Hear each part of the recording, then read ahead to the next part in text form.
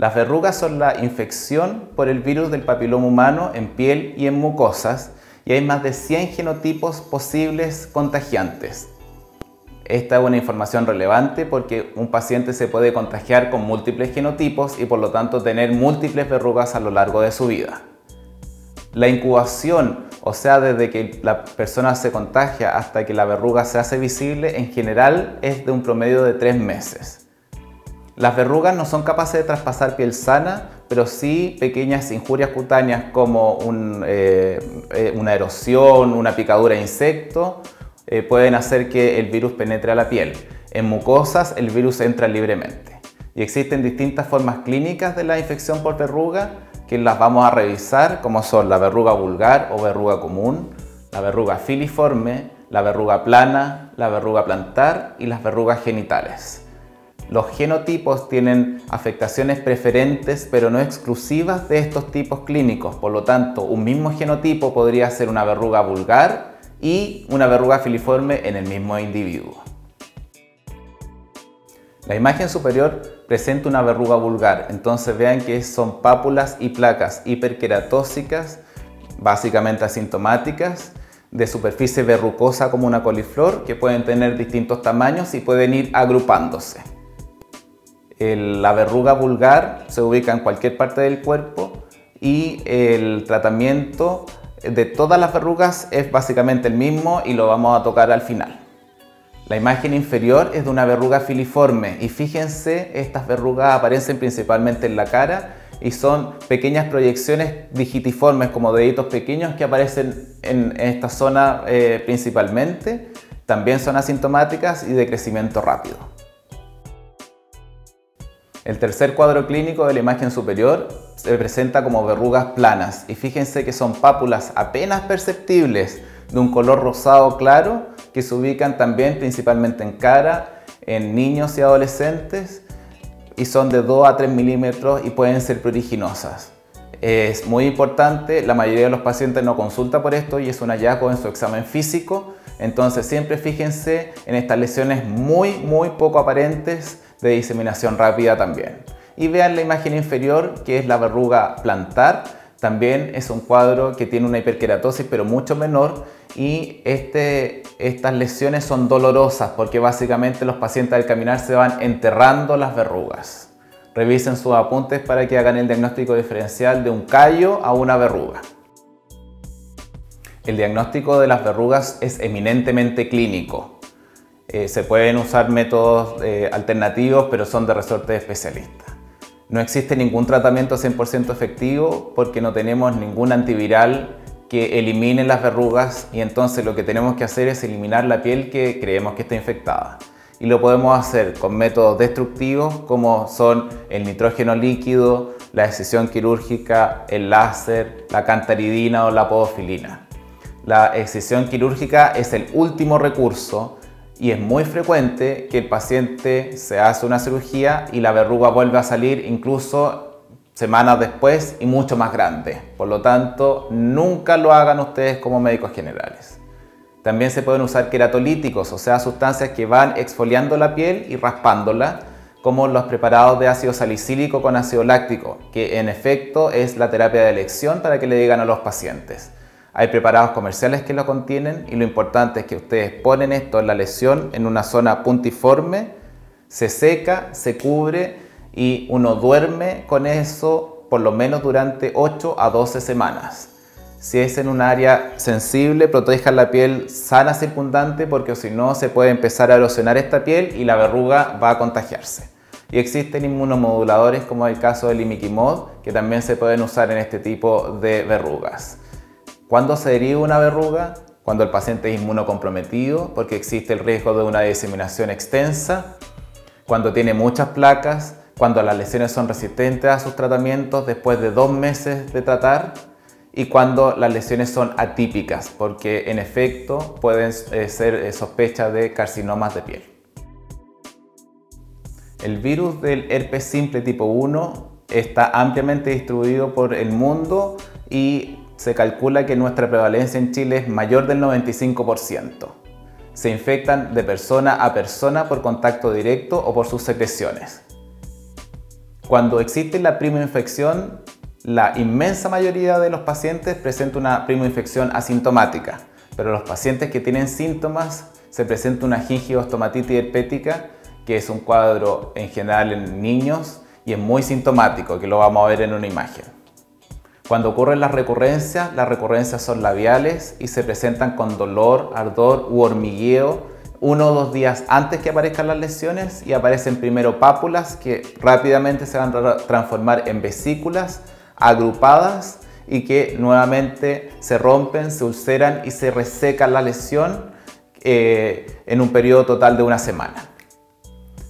¿Cuál es la ubicación más característica del herpes? Es el borde del bermellón del labio inferior. Y también esto es importante porque muchos pacientes son diagnosticados de herpes y en verdad tienen impétigo, sobre todo las lesiones cerca de la nariz. En las imágenes vemos 2 representaciones de la infección por el virus herpes tipo 1. En la imagen superior vemos una gingivostomatitis herpética. Fíjense en el compromiso extenso de toda la mucosa labial, que va a ser incluso parangón con la mucosa faríngea. Estos pacientes tienen adenopatías múltiples, fiebre, malestar general y tienen tanto dolor que son incapaces de tragar. Muy infrecuente como primoinfección de este herpes simple y que requiere un manejo con aciclovir. Y en la imagen inferior, fíjense en la recurrencia del herpes simple. Entonces es una placa llena de vesículas. Las vesículas rápidamente se revientan, por lo tanto uno cuando ve al paciente clínicamente en general va a ver estas costras en el área del bermellón. ¿Cómo hacemos el diagnóstico de las infecciones herpéticas? Básicamente el diagnóstico es clínico, pero si tenemos dudas podemos echar pie a exámenes de laboratorio como son el test de Zank, que consiste en hacer un raspaje al borde o al fondo de una de estas vesículas y que nos va a decir que existe células gigantes multinucleadas. Este test de Zank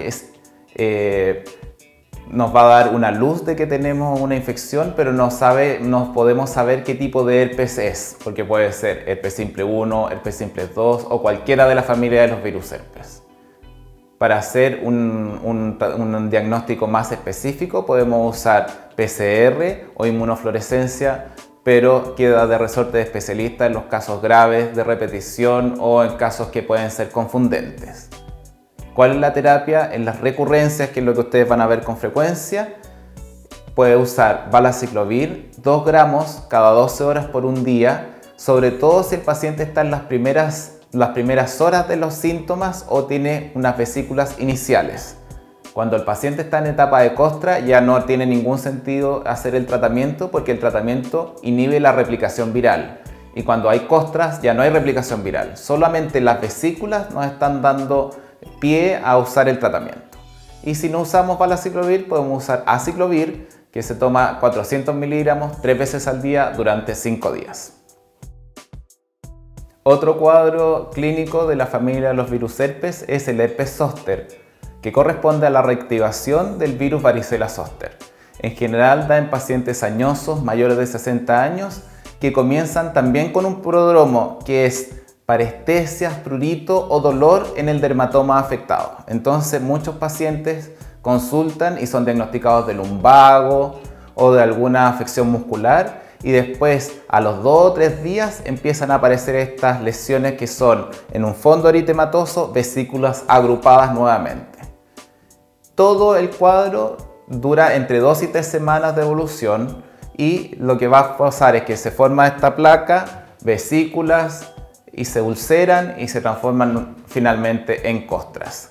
Las ubicaciones más frecuentes son la rama oftálmica del trigémino y las ramas torácicas y lumbares.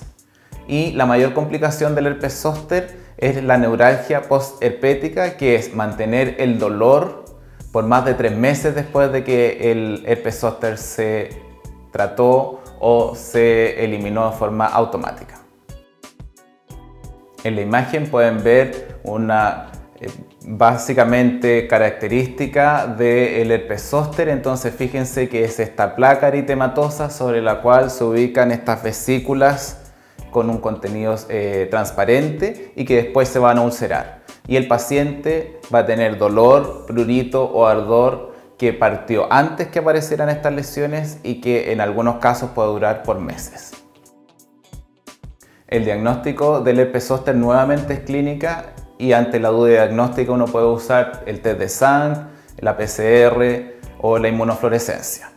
El herpes zóster debe tratarse porque el tratamiento es la principal profilaxis para evitar este dolor neuropático posterior y se trata con valaciclovir 1 gramo cada 8 horas durante 7 días o con aciclovir 800 miligramos 5 veces al día por 7 días. Nosotros vemos frecuentemente errores en la dosificación del aciclovir o del valaciclovir y esto también conlleva a complicaciones y a la neuralgia posherpética. El paciente se trata si tiene vesículas. Si el paciente llegó demasiado tarde y hay costras solamente, ya no tienen caso hacer el tratamiento. Existe una vacuna para evitar el herpes zóster. Es una vacuna a virus vivo atenuado y está indicado en mayores de 50 años.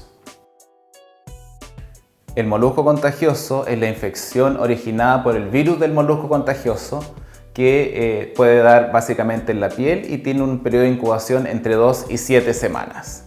La resolución de las lesiones puede ser espontánea, sin embargo uno prefiere tratar porque durante el tiempo en que la lesión está presente, los niños, que son la población más susceptible, generalmente se rascan y se la empiezan a repartir y es muy frecuente que los pacientes lleguen con 50 o 100 moluscos. El diagnóstico de estas lesiones es eminentemente clínico y el tratamiento puede ser remoción mecánica de las lesiones con curetaje, se puede hacer electro, se puede hacer crioterapia, se pueden poner irritantes tópicos, básicamente el mismo arsenal que tenemos para verrugas, pero los moluscos son mucho más fáciles de tratar. Necesitan menos dosis y se caen más rápido. ¿Cuándo se derivan los moluscos contagiosos? Si el paciente presenta múltiples lesiones, si tiene una patología cutánea de base como dermatitis atópica, y aquí vemos sábanas de moluscos contagiosos por todo el cuerpo, cuando el paciente está inmunosuprimido o cuando el paciente es refractario a los tratamientos bien hechos. Fíjense en esta imagen característica de los moluscos contagiosos. Entonces, en piel sana uno va a ver estas pápulas que son cupuliformes, tienen una forma redondeada perfecta y al centro uno ve una umbilicación central donde se ubica el cuerpo del molusco. ¿Qué es lo que pasa muy frecuentemente? Los niños y adolescentes piensan que son picaduras o que son espinillas y se los revientan, y al liberar el cuerpo del molusco se lo pueden repartir y por eso es muy frecuente que lleguen pacientes con múltiples lesiones.